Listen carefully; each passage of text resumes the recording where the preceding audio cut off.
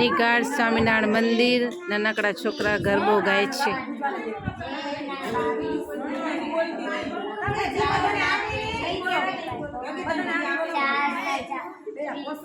નારાયણ સેવો રે નર નારાયણ સેવો રે નર નારાયણ સેવો રે નર નારાયણ સે.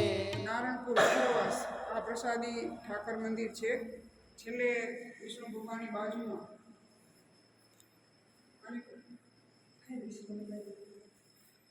આ રાધા કૃષ્ણ પ્રસાદીના છે અને મંદિરના પગથિયા ઉતરતા ચોકી છે એની ઉપર સ્વામિનારાયણ ભગવાન આવીને બેઠા હતા એવું ઘનશ્યામના મૃતમાં આવે. પણ નારાયણપુર ઉપલાવાસ ઠાકોર મંદિરની બાજુમાં મહાદેવનું મંદિર છે. આ જગ્યાએ મહારાજ બિરાજમાન હતા. મંદિરની પાછળ કૂવો છે. કૂવામાંથી જળ લઈ અને સ્વામિનારાયણ ભગવાને મહાદેવની પૂજા કરેલી હતી. અને આ સામે દેખાય તે મહાદેવનું મંદિર છે. એ મંદિરમાં મહાદેવ છે તેની મહારાજે પૂજા કરી. આ પ્રસાદીના ચરણાવીને આ જગ્યાએ મહારાજ બિરાજમાન હતા અને આ મહાદેવની મહારાજે પૂજન કરેલું, સ્નાન કરાવેલું અને એ મંદિરની પાછળ કૂવો છે. એ કૂવો પ્રસાદીનો છે.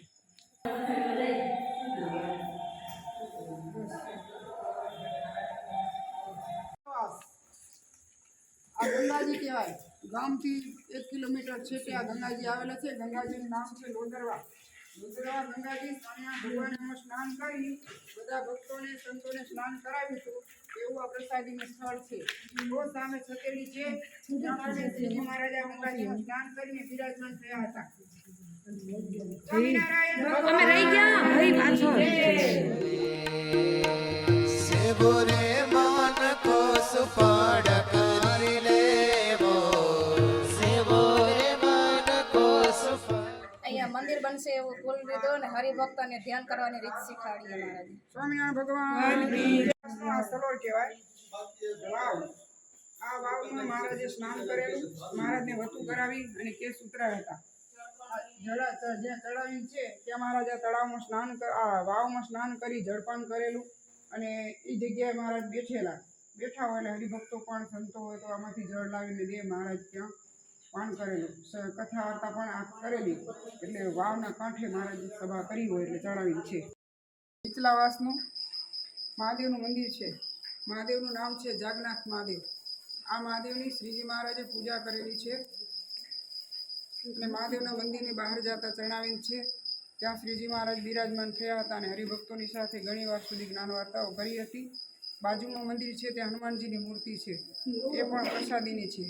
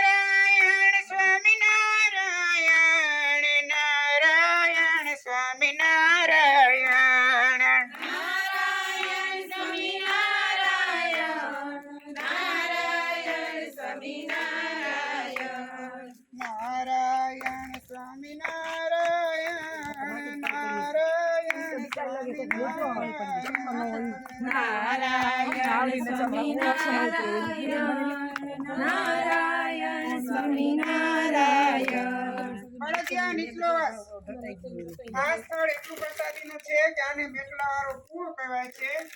અહીં વડનું એક ઝાડ હતું. વડ ઉપર ચડીને મહારાજ કૂવામાં ઘણી વખત ડૂબકા મારીને સ્નાન કરેલું છે. ખાલી બેસીને સ્નાન નથી કર્યું. શું કર્યું?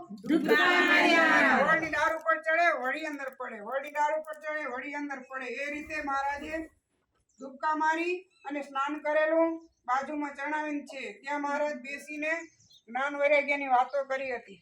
એવું આ પ્રસાદીનું સ્થળ છે. સ્વામિનારાયણ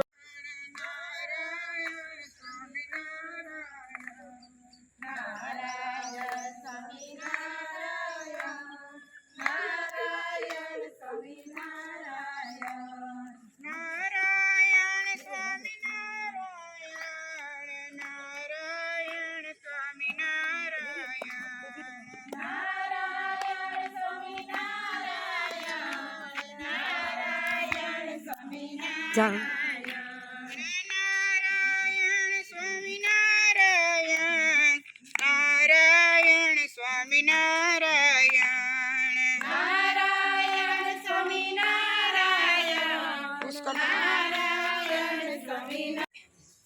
વડદિયા નીચલાવાસની આ છતેડી કહેવાય. અહીંયા કને ચણાવીને છે.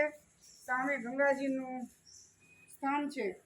એ ગંગાજીમાં સ્નાન કરી મહારાજ વારે ઘડીએ બેસતા અને જ્ઞાન ઉપદેશની વાતો કરતા. સામે મહાદેવનું મંદિર છે, બળદેશ્વર મહાદેવ કહેવાય. એ મહારાજે આ ગંગાજીમાંથી જળ લઈ અને બળદેશ્વર મહાદેવની પૂજા કરેલી. આ જગ્યાએ બેઠા હતા અને ગામના હરિભક્તો વાડીવાર હશે, જેની વાડી પપૈયા પાક્યા હશે, એ પપૈયાના ફળ લઈને આવ્યા. એટલે મહારાજ અહીંયા સુધારી પોતે જમ્યા અને હરિભક્તોને પણ જમાડ્યા હતા. એવું આ પ્રસાદીનું સ્થાન છે. આ બળદેશ્વર મહાદેવ કહેવાય. હરિભગત વાડીમાં બળદ ખેડતા હતા અને હળમાં આ લિંગ આવી ગયું. લિંગને હળ વાગી ગયું એટલે એમાં લોહી નીકળ્યું, ચરું ભરાઈ ગયું લોહીમાં. ત્યારે ભગતને ખબર પડી. પછી કોઈ એના મોટેરા હોય એની પાસેથી સલાહ લીધી કે હવે શું કરવું. ત્યારે કીધું કે એ લિંગની સ્થાપના કરો, તમારા પૈસે આ ડેરું બંધાવીને એ તમારું પ્રાયશ્ચિત.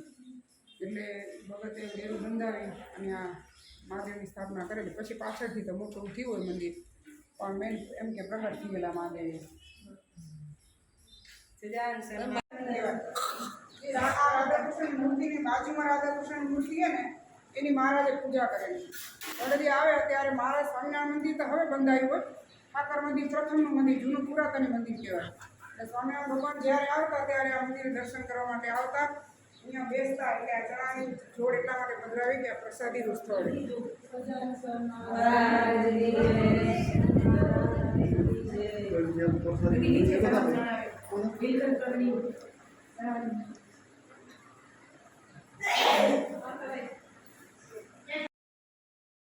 બળદિયા નીચલાવાસમાં ભીમદાસ પટેલનું ઘર. મહારાજ ઘણી વખત આ ભક્તને ઘરે આવીને થાળ જમેલા છે. જો શ્રીજી મહારાજ ઘરે થાળ જમે છે.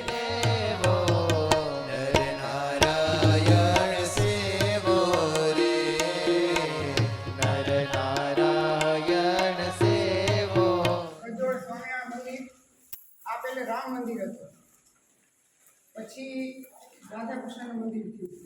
સ્વામિનારાયણ ભગવાને આ રાધાકૃષ્ણની પૂજા કરેલી. બાજુમાં નદી એ નદીમાં મહારાજ પથ્થર ઉપર બેસીને સ્નાન કરેલું.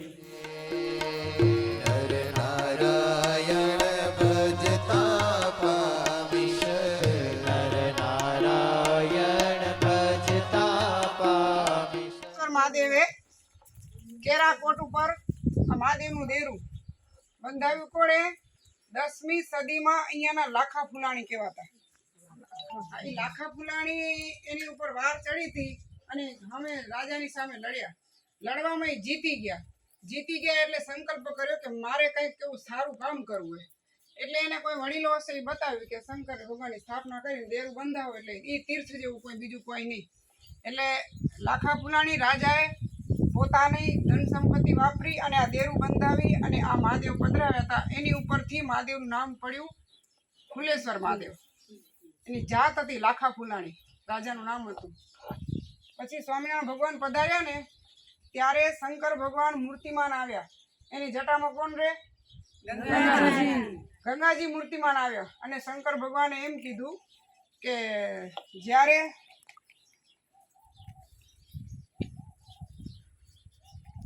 નાસિકમાં બ્રહ્માજીનું 5મું મુખ વૈખરી વાણી બોલતું હોવાથી તેનું મુખ ભગવાને છેદન કર્યું હતું. શંકર ભગવાન પંચમુખા કહેવાય ને. 4 મુખ વેદ બોલે, 5મું મુખ ગાઢ બોલતું હતું. એનું કારણ કંઈક હતું કે એને કોપ થયો હતો. પછી ભગવાન વિષ્ણુ કોપાયમાન થયા અને એનું એક મોઢું ઉડાડી દીધું. એટલે તે દિવસથી શંકર ભગવાન જ્યારે નીલકંઠવાણી સ્વરૂપે ભગવાન પધાર્યા ને ત્યારે મૂર્તિમાન શંકર ભગવાન ગંગાજી આવી ભગવાને પગે લાગીને પ્રાર્થના કરી કે તે દિવસથી અમને મનમાં તમો ગુણ રહેરો ને અશાંતિ રહી, હવે કાંઈક તમે કૃપા કરો. એટલે એમ કહેવાય કે પેલા કુંડમાંથી જળ લઈ ભગવાન એનો અભિષેક કર્યો, તે દિવસથી શંકર ભગવાનને શાંતિ થઈ ગઈ. આ જગ્યાએ સદાબાના ઘર હતા. ઘણી વખત શ્રીજી મહારાજ સદાબાના ઘરે પધાર્યા. રામાનંદ સ્વામી પણ પધારેલા છે અને સદાબાના ઘરમાં ઘંટી, ખાંડડીઓ અને પાણીયારું આ વસ્તુ પ્રસાદીની છે. અને સદાબાને નિરાવરણ દ્રષ્ટિ હતી. મહારાજ જ્યાં જ્યાં લીલા કરતા તો એ સદાબા અહીંયા ઘર બેઠે દેખતા. ગમે તે મહારાજ લીલા કરતા હોય, ઉત્સવ સમયા કરતા હોય, મહારાજ ભક્તના ઘરે એક ભક્તના ઘરેથી બીજા ઘરે પધારતા હોય, એ સદાબા બધું અહીંયા બેઠે દેખતા. એમ દેખતા કેવી રીતે? અંતરદ્રષ્ટિથી. આમ આંખ નથી, નજર હાલી ગઈ હતી. એટલે એની ભક્તિની એવી શક્તિ હતી કે એને આવરણ આડું નહોતું આવતું. જેને 8 આવરણ કહેવાય: પૃથ્વી, જળ, તેજ, વાયુ, અહમ, મમત્વ અને પ્રકૃતિ. આપણે ક્યાંક જવું હોય તો પૃથ્વી આડી આવે, જળ આડું આવે, તેજ આડું આવે, પછી અહમ, મમત્વ અને પ્રકૃતિ અહમે આડો આવે, આપણો સ્વભાવ આડો આવે. પણ એ કે સદાબાને એ બધા આવરણ ટળી ગયા હતા. અહીંયા બેઠા હોય, ભજન કર્યા રાખે. મહારાજ જ્યાં ફરતા હોય બધું જાણે. પછી મહારાજ આવે ત્યારે એમ કે આટલે બધી ફરી આવા, થાક ના લાગ્યો? મહારાજ પૂછા કરે, તમે અમે ક્યાંય નથી ગયા, ખોટું ન બોલો, તમે આટલી જગ્યાએ ફરી આવા, આટલા ભક્તને ઘરે ગયા હતા, બધું કહી દે. એ રામાનંદ સ્વામીની કૃપાથી એને નિરાવરણ દ્રષ્ટિ પ્રાપ્ત થઈ હતી. રામાનંદ સ્વામીના મહાન પરમ શિષ્ય, એને મોટા ભક્ત હતા. નારાયણ ભજતા પાપિશ, નારાયણ ભજતા પાપિશ, મહામોલક મેવો રે, મહામોલક મેવો રે. નારાયણ. કુંદનપુરમાં આવેલું આ કપિલાશ્રમ કહેવાય. અહીંયા ઘણા બધા ઋષિમુનિઓ તપ કરેલું. કપિલ ભગવાનનો અહીંયા કાને વાસ. અને આ જાગનાથ મહાદેવે એ પ્રસાદીના કે આ જેવો કુંડ ને એવા આ અહીંયા આજુબાજુમાં 7 કુંડ હતા ને સજીવન કુંડ કહેવાતા. મહારાજે 7 કુંડમાં સ્નાન કરી આમાંથી જળ લઈ અને જાગનાથ મહાદેવનો અભિષેક કરેલો. આગળ જાશું ને એટલે ત્યાં કને એક કુંડ આવે.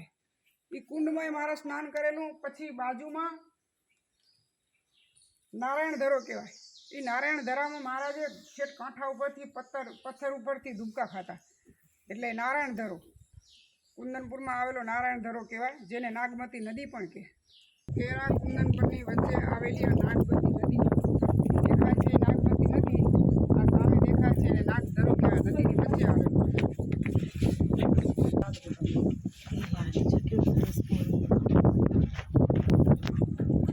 આ બધું પ્રસાદીભૂત સ્થળમાં આ બધી શોભા રાખવામાં આવી છે.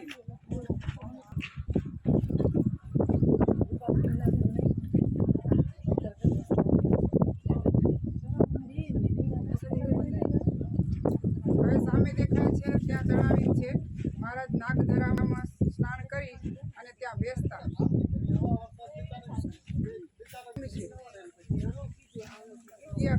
કપિલાશ્રમ ભૂમિ ઉપર ગંગા યમુનાના કુંડ હતા. મહારાજ ઘણીવાર સંતો સહિત તેમાં પણ સ્નાન કરેલું છે.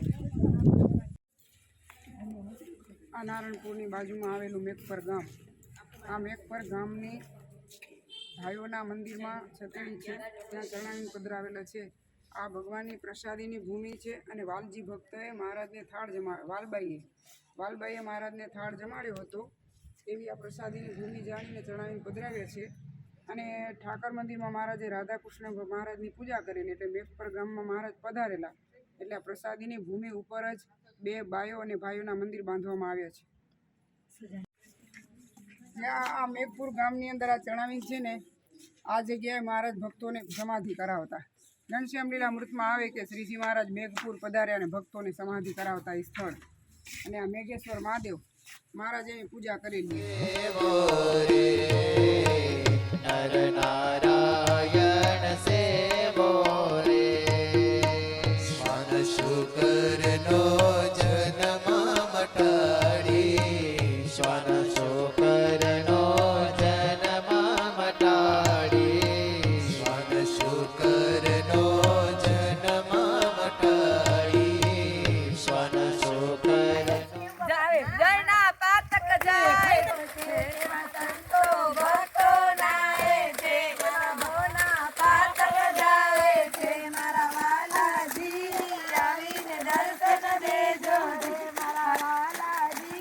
આ ગોળ પરના ખારા છેલામાં જુઓ ગોપીઓ નાઈ રહ્યું.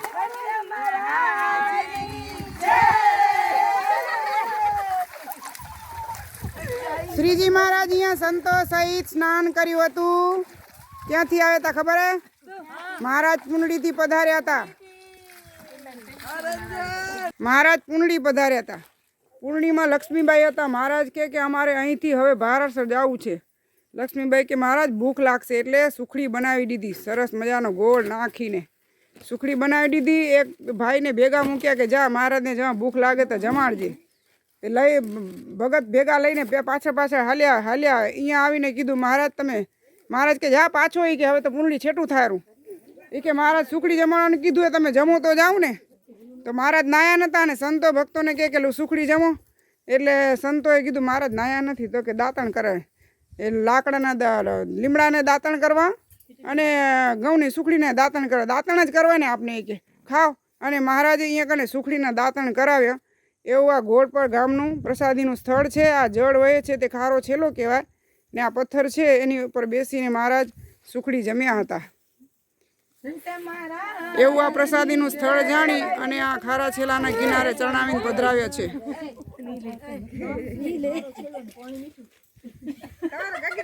લક્ષ્મીબાઈ સુખડી દેવા આવે છે.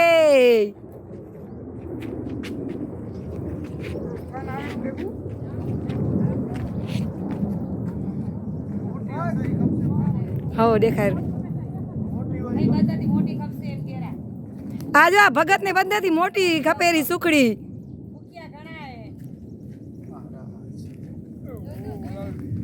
આ માસા તો એવડા તલીન થઈ ગયા કે બાવરે નથી દેખાતો.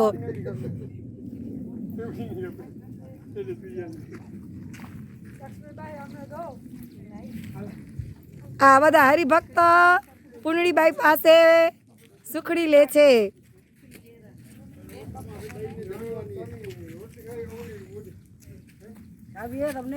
ખાવી જોઈએ ને બાયું.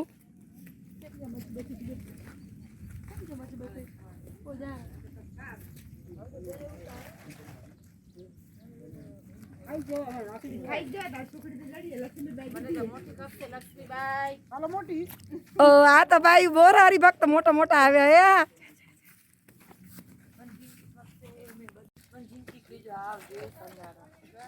જય સ્વામિનારાયણ. અમે સંતોષી ભક્ત છીએ.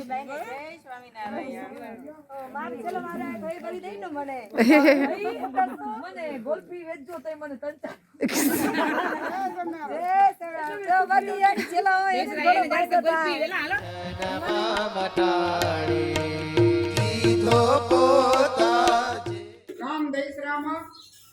આ બસ સ્ટેશનની બાજુમાં પ્રસાદીનું સ્થાન કહેવાય. હનુમાનજી પ્રસાદીના છે. આ જગ્યાએ મહારાજ બેઠા હતા. કચરા ભગતને કીધું કે તરસ લાગી પાણી પીવું. એટલે કચરા ભગત આ ગામની અંદર ગોવર્ધન વ્યાસ ભક્ત થઈ ગયા. એના ઘરેથી પાણી લઈ આવી અને મહારાજને આ જગ્યાએ જળપાન કરાવ્યું હતું. જે મહારાજને ચણાની જોડે ને પાણી માંગ્યું અને ગોવર્ધન વ્યાસના ઘરેથી લઈને પાયું. આ ગામ દૈસરાના કચરા ભગતની વાડીએ સામે દેખાય કચરા ભગત. એ જો બે બળદ લઈને કોસ તાણેરા પાણી કાઢેરા. મહારાજ આવ્યા. આવીને આ ખાટી આંબલી નીચે આવીને બેઠા. મહારાજે કીધું કચરા ભગત કે કા તરસ બહુ લાગી આવી. તે પછી કચરા ભગત મહારાજને અહીંયા કને પાણી પાયું અને ઘણી વખત મહારાજ પધારેલા કચરા ભગતની વાડી. ક્યારેક મહારાજને થાળ પણ જમાડેલો. એટલે આ પ્રસાદીના ચણાવીને એટલે કે મહારાજ આંબલીના વૃક્ષ નીચે બેઠા હતા અને અહીંયા કચરા ભગતનો વાડી. આ કચરા ભગતનો કૂવો હોય. ભગવાન ગામ દૈસરામાં કેસરા ભગત હતા. ઓલી કચરા ભગતની વાડી આ કેસરા બાપાની વાડી. અહીં જગ્યાએ વાડીમાં કામ કરતા હતા અને કેસરા બાપાને સર્પ કર્યો. તેડીને અહીંયા બેસાડ્યા. એના દીકરાએ કીધું કે ક્યાંક સર્પ ઉતારવા લઈ જાય. એટલે કેસરા બાપા એમ કીધું કે સ્વામિનારાયણ મહામંત્ર સિવાય મારી આગળ બીજું કોઈ મોટું નથી. એટલે તમે બધાએ ધૂન કરો. કેસરા બાપા અહીંયા બેઠા હતા. એ ભગવાન નામ લીધું બધા અને આજુબાજુ બેસાડી અને સ્વામિનારાયણને ધૂન કરાવી. કેસરા બાપાને ભગમાંથી સર્પનું ઝેર ઉતરી ગયું. આ સ્થળ કહેવાય. આ જગ્યાએ શિવલિંગ પધરાવ્યું. સ્વામિનારાયણ સ્વામિનારાયણ સ્વામિનારાયણ.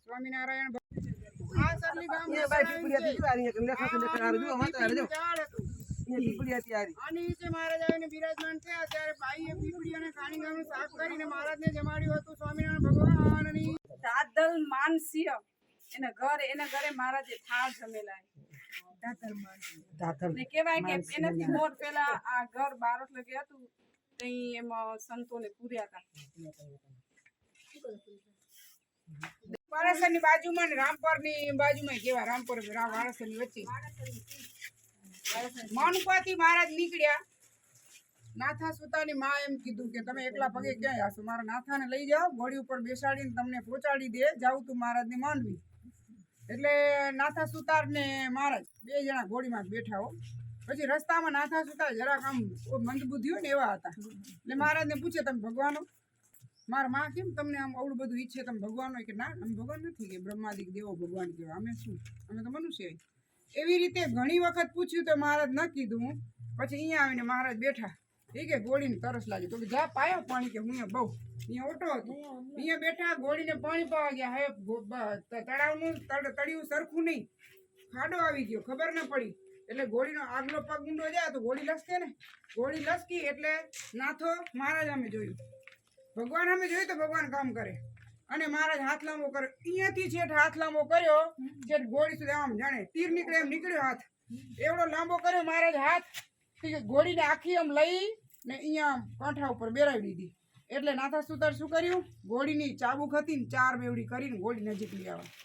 હવે સાચું બોલો, એ સમુદ્ર મંથન વખતે સમુદ્રમાંથી 14 રત્ન નીકળ્યા હતા, પણ મારે ને 15મું રત્ન. સાચું બોલો, તમે ભગવાનો કે નથી?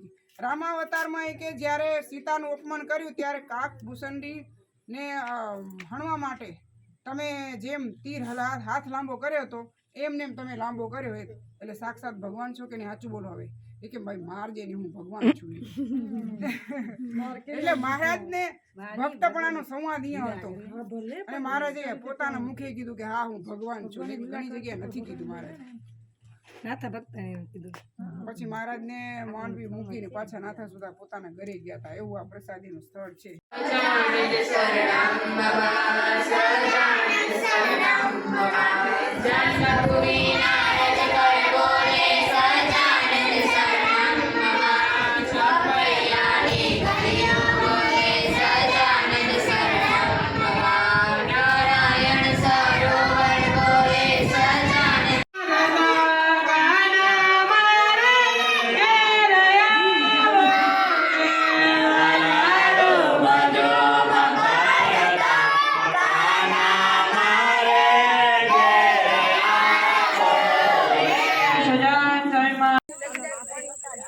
આ બિલીશ્વર ગામમાં બિલેશ્વર તળાવ છે.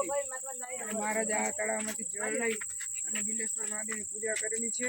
મહાદેવના મંદિરમાં એક બાજુ બિલેશ્વર મહાદેવનું મંદિર છે, વચ્ચે છોટેડીના નરસિંહ મહારાજ પધરાવેલા છે, અને સામે રામ ભગવાનનું મંદિર છે. આ તળાવના કિનારે તળાવ છે. શ્રીજી મહારાજે સ્નાન કરી અને આ જગ્યાએ બિરાજમાન થતા. એવું આ બિલેશ્વર ગામનું પ્રસાદીનું સ્થળ અને પ્રસાદીની તળાવ છે. નારાયણ સેવો રે, નર નારાયણ સેવો રે, નવલછબીનો તમયુર ધરી, નવલછબીનો તમયુર ધરી, નવલછબી. આ સોના ચાંદીના ફૂલ એમ દેખાય ઉભરો પૈસા લઈને. આ સોના ચાંદીના ફૂલ હે ને, એ સ્વામિનારાયણ ભગવાન પહેલી વાર ભુજમાં પધાર્યા ત્યારે આ સોના ચાંદીના ફૂલથી મહારાજને વધાવ્યા હતા. ધનભાઈનું જગનાનું કીર્તન એમાં આવે, સુરજબાઈએ મહારાજ પોખિયા આવ્યા અક્ષરધામના રાજા. કે આ સોના ચાંદીના ફૂલથી વધાવ્યા ને પછી મહારાજના ચરણમાં 5 કોરી સુરજબાઈએ મેલી ને, એ 5 કોરી મહારાજે સુરજબાઈને પાછી આપી કે લ્યો આમાંથી તમે યજ્ઞ કરજો. સુરજબાઈ યજ્ઞ કરતા તો હરિભક્તને કહેતા કે મારે યજ્ઞ કરવો. હરિભક્ત ના પાડતા કે ના, બ્રાહ્મણ અમારથી જમાઈની ભારે પડે. એટલે ધનભાઈ અને સુરજબાઈના શિષ્ય ધનભાઈ પૈ થતા તો સુરજબાઈએ ધનભાઈ ફઈને આપી કે લે ધનુ આમાંથી તું યજ્ઞ કરજે ને કણબીની નાથને જમાડજે. તો ધનભાઈ ફઈ આ 5 કોરીમાંથી અનંત યજ્ઞ કર્યા. અને આ પાંચકોરી આમને આમ રી. આ પાંચકોરી જ્યાં કબાટમાં મૂકવા જોઈએ ને ધનભાઈ ભાઈ, એટલે લક્ષ્મીજી સાક્ષાત આવ્યા અને કીધું મને રાખો. ધનભાઈ ભાઈ પછી કબાટ બતાવ્યું ને તો કબાટમાં આમ ઢગલો થઈ ગયો પૈસાનો, અને અનંત જાતના પહોંચ્યા થઈ પડ્યા. પછી હરિભક્તો યજ્ઞ કરવા માટે પૈસા લેવા આવે ને તો તસરા ભરી ભરીને દેતા આવે, અને જેટલા જોઈએ એટલા થાય પાછા. અને તે દિના વખતમાં સસ્તું બધું, ગોળ, ખાંડ, ઘી, તેલ બધું. એટલે એક યજ્ઞ કરે તો 25,000 વપરાય. અક્ષર જીવનદાસ સ્વામી ધામમાં ગયા ને એને વર્ષીનો ફઈબાઈ જગન કર્યું, નાત જમાડી હતી. અત્યારે જેમ ભુજમાં જગન થાય એવા નાત જમાડી તો 25,000માંથી નાત જમી ગઈ. એમ એક યજ્ઞ કરે તો 25,000 વપરાય, એવા 4 યજ્ઞ કરે તો 1 લાખ વપરાય. એવા ધનભાઈ ભાઈ 51 લાખ વાપરી ગયા. આ પાંચકોરી જે કબાટમાં હતી ને એમાંથી ધનભાઈ ફઈબા 51 લાખ વાપરી ગયા. પણ આ પાંચકોરી આમને એમ રી. ને ગંગાજી જે તમે દર્શન કર્યા ને, ગંગાજીની બાજુમાં જે યમુનાજી છે એ ધનભાઈ ભાઈને સ્વપ્નમાં દર્શન દીધા હતા કે હું ગંગાજીની બાજુમાં આવ્યો ને મારો ત્યાં ગાંઠ બંધાવજે. તો બેનો ધનભાઈ ફઈબા દિવસના ગયા બીજા બહેનોને લઈને ત્યાં. તો આમ છાના આમ બેટમાંથી અવાજ આવે. ફઈબાએ કીધું કે છાના ઘૂંઘવાટા કેટલા દિવસ કરશો, પતકસે આવો ને. તો ધોધ પડ્યો પાણીનો ને જમનાજીનો ઘાટ ફઈબાએ બંધાવ્યો. પેલે ખાલી ગંગાજી જ હતા ને ખાલી નહીં ગંગાજી 68 તીર્થ આવે ને ભેગા થઈ ગંગાજી હતા. એટલે ગંગાજી રામચંદ્રજી ભગવાનના વારમાં અત્યારના નથી. ગંગાજી રામચંદ્રજી ભગવાનને ઋષમાં સમર્થ ઋષિ ત્યાં તપ કરેલું. ઋષમાં સમર્થ ઋષિ ત્યાં તપ કરતા હતા ને, જે આપે રસ્તો હોય ને અને પેલી બાજુ સતીની દેરી, ભલે ભાગીએ તમે જાઓ મેં આવી રહ્યો. ત્યાં સતીની દેરી ઉપર હાલતા જાઓ તમે ત્યાં સતી તપ કરતા હતા. ત્યાં ઓલો રાજા આવ્યો શિકાર કરવા, એટલે સતીએ ના પાડી કે શિકાર અહીંયા હું ન કરજે, હિંસા ન કરજે. રાજા માન્યો નહીં, એટલે ગાય ફરતી હતી ને ગાયને બણ મારી દીધું. તો એ ગાય મરીને એટલે સતીથી શ્રાપ દેવાઈ ગયો કે નરાધમ કે આવું અધમ કરનારા કે જાય કે વાઘના જન્મને પામી ગયા કે. તો તે વટાણે રાજા વાઘ બની ગયું. પછી રાજાની રાણી આવી હતી ને ગોતતી આવી કે મારો પતિ જોયો. એટલે સતી કીધું કે તારો પતિ હિંસા કરતો તો મેં ના પાડી, તોય હિંસા કરીને એટલે મેં શ્રાપ દઈ દીધો. હવે આમાંથી વાઘ બની ગયો હોય. હવે એ કે મારા પતિનો ઉદ્ધાર કરો. કે ઉદ્ધાર એમ નહીં થાય કે બાજુમાં ઋષમાં સમર્થ ઋષિ તપ કરે ને એના ચરણમાં પડો હોય કે. ત્યાં ગયા એટલે ઋષિ કીધું રાણીને કે હવે તારો પતિ હમણાં ઉદ્ધાર નહીં થાય કે અહીંયા ગંગાજી પ્રગટ થવાનો હે, તો તું તપ કર અને કાંઈ હિંસા ન કરવા દેજે. તારા પતિને આ હિંસા થઈ ગઈ એનું એને પાપ લાગ્યું ને, હવે હિંસા ન કરવા દેજે. વનફળ લઈને ખરાવ ને અહીંયા તપ કરે. 12 મહિના ખમીને અહીંયા ગંગાજી આવવાના, એનો ધોધ પડે એમાં તારા પતિને નવરાવજે ત્યારે ઉદ્ધાર થશે. એટલે રાણી એ રીતે રહ્યા અને એના પતિ રૂપે જે સિંહ હતો વાઘ એને વનફળ ખરાવે ને ત્યાં રહ્યા. પછી ગંગાજીનો ધોધ પડ્યો ને ત્યારે એને આમાં નરાવ્યો ને પતિને, એટલે પાછો સિંહમાંથી હતો એવો રાજા થઈ ગયો. એટલો ગંગાજીનો મહિમા. પણ ઋષમાં સમર્થ ઋષિ ત્યાં તપ કરતા હતા ને એને આર્તનાદે રામચંદ્રજી ભગવાનને પુકાર્યા હતા. રામચંદ્રજી ભગવાન ત્યાં રહેતા હતા પંચવટીમાં, નાસિક. ત્યાંથી આવ્યા હતા અને ઋષમાં સમર્થ ઋષિને તપ દર્શન દઈને પાછા વર્યા ને તે નદીને કોરમરે ઝૂંપડા હતા. હરિભક્તો ત્યાં બધા ખેતી કરતા. તો અહીંયા શું કરો કે શું ખાવ, તો કાંઈ હતું નહીં. રામચંદ્રજી ભગવાન એને 3 કણસલા બાજરાના દઈ ગયા હતા કે અનાજ વાવજો ખેતીમાં અને જમજો. અને આ બાજુમાં ટેકરી એના ઉપર ગામ વસાવજો ને એનું નામ રઘુનંદનપુરી રાખજો. એ રામચંદ્રજી ભગવાનના વચનથી રઘુનંદનપુરી મોટું પડતું હતું, એટલે રામ ભગવાને વચન દીધું હતું એટલે રામપુર નામ પડ્યું. આ ટેકરીમાંથી ગામ વસાવવાનું રામચંદ્રજી ભગવાન કહી ગયા. રામચંદ્રજી ભગવાન ત્યાં આવી ગયા ગંગાજીમાંથી. શ્રી કૃષ્ણ ભગવાન જરાસંઘ આગળ 17 વખત હાર્યા, જીત્યા ને 18મી વખત હાર્યા હતા ને ત્યારે પહર્ષણ નામના પર્વત ઉપર ચડી ગયા હતા. ત્યાંથી છલંગ લગાવીને અહીંયા આવ્યા હતા. પહર્ષણ નામનો પર્વત, પહર્ષણ નામનો પર્વત એના ઉપર ચડી ગયા હતા. પછી પર્વતને હળગાવ્યો હોય, આડા લોકો હળગાવે ને, પર્વતને હળગાવ્યો એટલે બલભદ્ર અને કૃષ્ણ ભગવાન ત્યાંથી છલંગ લગાવી અહીંયા નીકળ્યા હતા. ત્યાં ભોયરું પ્રસાદીમાં ગંગાજી આવ્યા હતા. એ ગંગાજીથી પછી દ્વારિકામાં ગયા હતા. એટલે રામ ભગવાન, કૃષ્ણ ભગવાન અને સ્વામિનારાયણ ભગવાન ત્યાં પુરુષોત્તમ ગીતાની 15 અધ્યાય કર્યા. રામપર નવવાસમાં ભાઈઓના મંદિરમાં ફળિયામાં આ છતેડીએ તેમાં 2 જણાવી લે. એક રોજી ભગતના ઘર હતા, મહારાજ ત્યાં થાળ જમ્યા હતા. અને બીજું કે સુવાસણી ભાભી આવ્યા હતા ત્યાં તુલસી વિવાહનો ઉત્સવ કર્યો હતો. એટલે 2 ચણાવી દે.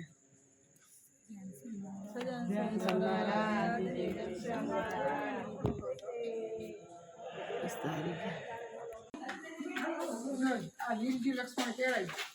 તેમની દીકરી નામજોગી ધનરાજ હતા. એની માતૃશ્રીનું નામ જો હીરબાઈ હતું. ધનરાજની માનું હીરબાઈ હતું. આ કોઠીમાં જ્યારે જગન કર્યા ને ધનરાજ આ કોઠીમાં મગની દાળ ભરતા. આવી 3 કોઠીની પ્રસાદી બીજી એક ઘરે છે, એક મંદિરમાં હતી. આ બધી કોઠીઓ જ્યારે જગ્ન કર્યા ધનરાજ ત્યારે વાપરેલી અને હજી સુધી રાખી. આ ત્રીજી કોઠી રામકર જૂનાવાસમાં ત્રીજી કોઠી પ્રસાદીની ધનભાઈના પરિવારના ઘરમાં રાખેલી. ધનભાઈ જ્યારે જગ્ન કરતા ત્યારે આ કોઠીમાં દાળ ભરતા, ખીચડીની દાળ. રામપરમાં આવેલી આ મેરાઈવાડી છે. આમાં લક્ષ્મણ અને ભીમજી ભાઈ હતા. મહારાજ કને પધાર્યા, કીધું કે ભૂખ લાગી, ખાવાનું આપો. કે કાંઈ છે નહીં. ભગવાને કહી દીધું કે સાંજે જમવા માટે રોટલા આપ્યા, રોટલા છે તમારી પાસે ઓશિકામાં 3, એમાંથી એક આપી દો. ના આપ્યા. પછી લક્ષ્મણને વિચાર થયો કે આ તો કોઈ તપસ્વી લાગે છે, એટલે એમાંથી અડધો રોટલો આપ્યો.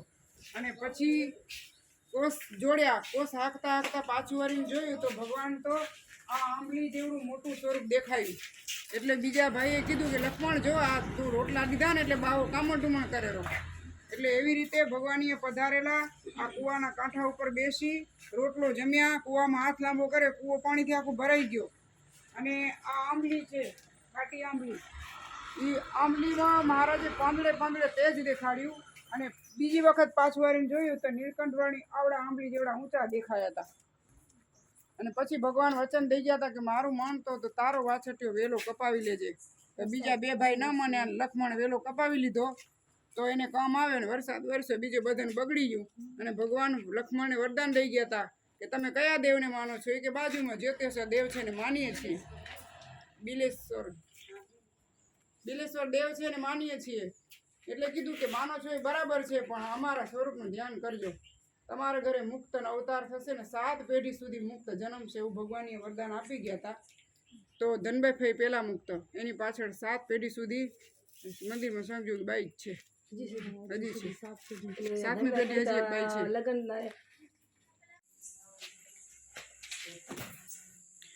રામપર ગંગાઈ. આ રૂકમાવતી નદી પ્રસાદીની છે. નદીની કિનારે આ વૃક્ષો દેખાય છે. આ સામે દેખાય છે એ મહાદેવનું મંદિર છે. નિરીક્ષણ કરતા નીલકંઠવાણી વનમાં પધાર્યા ત્યારે એક વખત આ ભૂમિ ઉપર પધારેલા હતા. અને આ પૃથ્વી ઉપર રામ, શ્યામ અને કૃષ્ણ ઘનશ્યામ 3નું આગમન થયેલું છે.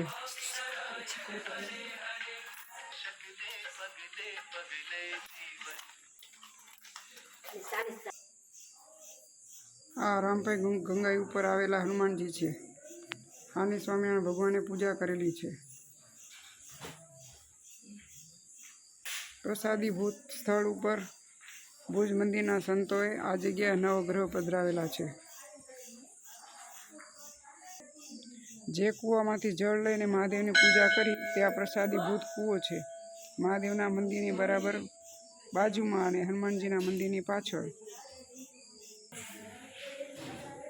શ્રીજી મહારાજ કચ્છ દિવસમાં 1861થી 1868ની સાલ સુધી વિચર્યા. જ્યારે ગંગાજી ઉપર આવતા ત્યારે આ રૂકમાવતી નદીમાં તેમજ ગંગા યમુનામાં સંતો સહિત આ સ્નાન કરતા. આ સ્થળે શ્રીજી મહારાજે 1 માસ સુધી રહી અને શ્રીમદ ભાગવતની કથા કરી હતી અને પુરુષોત્તમ ગીતાની પણ સંતો હરિભક્તોને કથા સંભળાવી હતી. એવું આ પ્રસાદીનું સ્થળ છે. આ રૂકમાવતી નદીનો ઇતિહાસ બતાવતું આ પિક્ચર છે. રૂકમશ્મશ્રુ મુનિ આશ્રમ પાસેના વનમાં નુરકટ નગરમાં રાજા ઇન્દ્રધ્વજ રાણીને રથમાં બેસાડીને પોતે જંગલમાં ફરવા જાય છે. જંગલમાં તપસ્વી તપ કરતી હોય છે. રાજા ઇદ્મધ્વજ ત્યાં આવે છે. એક ગર્ભવતી ગાય ચારો ચરતી હોય છે. રાજા આસુરી સ્વભાવનો હોય છે, તેથી ગાય ઉપર તીર તાકે છે. તપસ્વીની ના પાડે છે, છતાં રાજા ગાય ઉપર તીર ચલાવે છે. તપસ્વીની શાપ આપે છે, જા તું સિંહ બની જા. તરત રાજા સિંહ બની જાય છે. રાજાને આવવામાં મોડું થવાથી રાણી તપસ્વીનીના આશ્રમમાં આવે છે. તપસ્વીનીની આંગળી ચીંધી સિંહ બતાવે છે અને કહે છે, તારો રાજા મારા શ્રાપથી સિંહ બની ગયો છે. રાણીએ આજીજી કરવાથી તપસ્વીની એની મુક્તિ માટે વૃક્ષમસમસરુ ઋષિ પાસે મોકલે છે. વૃક્ષમસમસરુ ઋષિના આશ્રમમાં રાણી પોતાના સિંહરૂપી પતિને લઈને ઊભી છે અને બનેલી હકીકત સંભળાવે છે. ઋષિએ અંતરદ્રષ્ટિથી જોઈને કહ્યું, ભગવાનની આજ્ઞાથી હિમાલય નંદિની અનંત જનોના કિલમિશ કાપવા ગુપ્ત માર્ગે અહીંથી આવવાના છે. તું તારા પતિને એ ગંગાની ધરામાં નવડાવજે, જેથી એ મૂળ સ્વરૂપમાં આવી જશે. એક રાત્રિએ અચાનક ભેખડમાં ગંગાજી પાણીના જરા રૂપે મોટા શબ્દપૂર્વક વહેવા લાગ્યા. જોત જોતામાં પાણીનો ધરો ભરાઈ ગયો અને પ્રાતકાળે પદ્માવતી તપસ્વિનીના આશીષ લઈને પોતાના પતિને સ્નાન કરાવ્યું. સિંહ ડૂબકી મારી બહાર નીકળતા વેત મૂળ સ્વરૂપમાં આવી ગયો. વૃક્ષમસમસરુ મુનિ રામ, લક્ષ્મણ અને સીતાજી સાથે ગંગાજીમાં નાવા જાય છે. સામે કિનારે કર્ષકોના ઝૂંપડા હોય છે. રામ તેને ગામ વસાવવાની સલાહ આપે છે અને ત્યાં ગામ વસે છે તે ગામનું નામ રઘુનંદનપુરી પાડ્યું. અત્યારે તે રામપુર વેકરા તરીકે ઓળખાય છે અને આ ગામનું નામ રામપુર સ્વામિનારાયણ ભગવાન પોતે પોતાના મુખે પાડેલું છે. આ નદીનો એટલો બધો મહિમા છે કે નદીમાં જે કોઈ સ્નાન કરે તેના દેહ પણ બદલી જાય છે. રાજા સ્નાન કર્યું તો સિંહના દેહમાંથી બદલીને રાજાના રૂપમાં આવી ગયો હતો. આ સામે દેખાય છે ચરણાવિંદ. ત્યાં શ્રીજી મહારાજે પુરુષોત્તમ ગીતાની કથા પણ કરેલી અને નીલકંઠવણી સ્વરૂપે પધાર્યા ત્યારે અહીં બેઠા હતા. હજી પણ નીલકંઠવણીની મૂર્તિ પધરાવેલી છે. આ જગ્યાએ ધનબાઈ ફેના પંચભૌતિક શરીરનો અગ્નિ સંસ્કાર કર્યો હતો એવું આ સ્થળ છે. મયુરધરી નવલ છબી મયુરધરી તન ધન તુજ કરી ટેવો રે તન ધન તુજ કરી ટેવો રે સ્વામિનારાયણ રે સ્વામિનારાયણ સ્વામિનારાયણ રે સ્વામિનારાયણ સ્વામિનારાયણ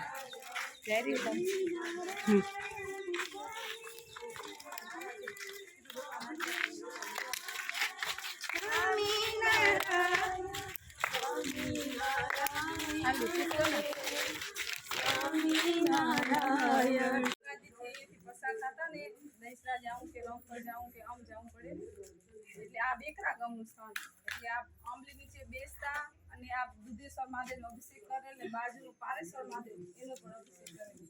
આ દુધેશ્વર એમ પણ નામ પડ્યું કે દૂધથી અભિષેક કરે એટલે ને આંબલી નીચે બેસતા. એ ગાય હતી તે દુધેશ્વરમાંથી ઊભી એટલે શિવમાંથી દુધેશ્વરમાંથી ગઈ એટલે પોતમળો ઉદ્દન થયા. આ એક ગ્રસ્ત હરિભક્તના ઘરે ગુડિયા પરિવાર કહેવાય.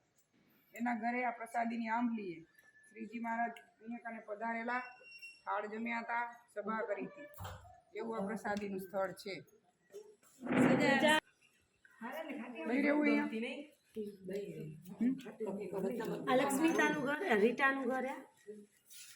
સ્વામિનારાયણ રે સંવંત 1878 ફાગણવદી અષ્ટમીને દિવસ શ્રીજી મહારાજ શ્રી ગઢડા મધ્યે દાદા ખાંચાના દરબારમાં વિરાજમાન હતા. સર્વે શ્વેત વસ્ત્ર ધારણ કર્યા હતા અને પોતાના મુખારવિંદની આગળ મુનિ તથા દેશ દેશના હરિભક્તની સભા ભરાઈને બેઠી હતી.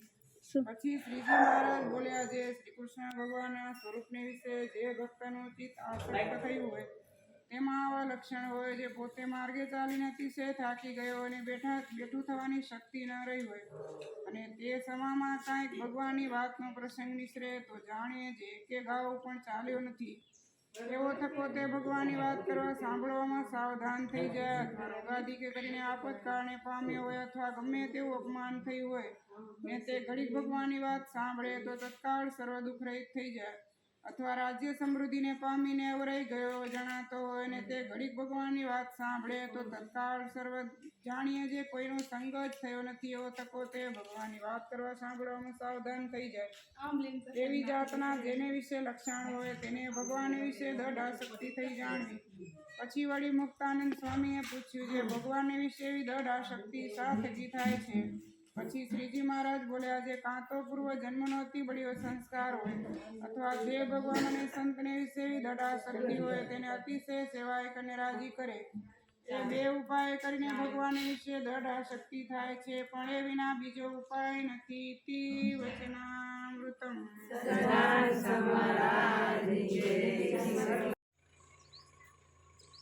આ ધૂણે ગામનું પવિત્ર પ્રસાદીનું સ્થળ છે આ જગ્યાએ શ્રીજી મહારાજ બેસતા એવું થતું કે ધૂણે ગામ મહારાજની વારમાં તો ઘણું બધું સત્સંગી હતું મહારાજ પધારે ત્યારે ઘરોઘર જમવા જાય અગારના મહારાજ ઘરોઘર જમવા જાય અને બપોર પછી અહીંયા કને મહારાજ બેસે બાજુમાં કૂવો હોય એ કૂવામાં દુબકા ખાય દુબકા ખાઈને નાઈને થાકે વળી અહીંયા બેસે નર નારાયણ